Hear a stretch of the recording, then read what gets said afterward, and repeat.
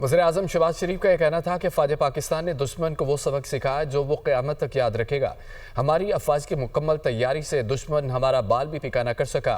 फ़ौज पाकिस्तान ने कौम का सर फ़ख्र से बुलंद कर दिया। पाक बहरिया ने बंदरगाहों और तिजारती रास्तों का भी भरपूर तहफ़्फ़ुज़ किया। पाक बहरिया दावरका की तारीख़ दोहराने को तैयार थी। हमारी भरपूर तैयारी से दुश्मन को बहरी मुहाज पर जारियत की हिम्मत न हुई। पाकिस्तान की बरी और फ़ज़ाई और बहरी सरहदों और बंदरगाहों की हिफाजत की और दुश्मन के नापाक अज़ाइम खाक में मिला दिए। तजारती बहरी ट्रैफिक है, उसका कोई बाल बीका नहीं कर सका। पूरी कौम की फतेह है और मकाम फ़ख्र है। इस इम्तिहान के दौरान हमारी बंदरगाहें मुकम्मल तौर पर फ़ाल रहीं। कराची और बिन कासिम पर तजारती जहाज़ बिला तातुल आते जाते रहे, जबकि भारत के मगरबी साहिल पर तजारती सरगर्मियां मांद पड़ गईं।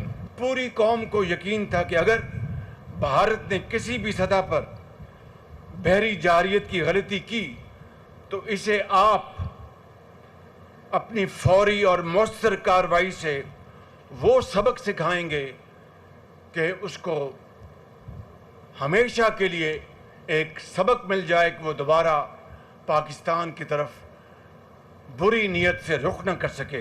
पाकिस्तानी कौम सीसा पिलाई हुई दीवार की तरह फ़ौज पाकिस्तान के शाना बशाना खड़ी थी और खड़ी है। लेकिन अगर हम पर जंग कभी दोबारा मुसल्लत की गई तो दुश्मन हमें हमेशा तैयार पाएगा।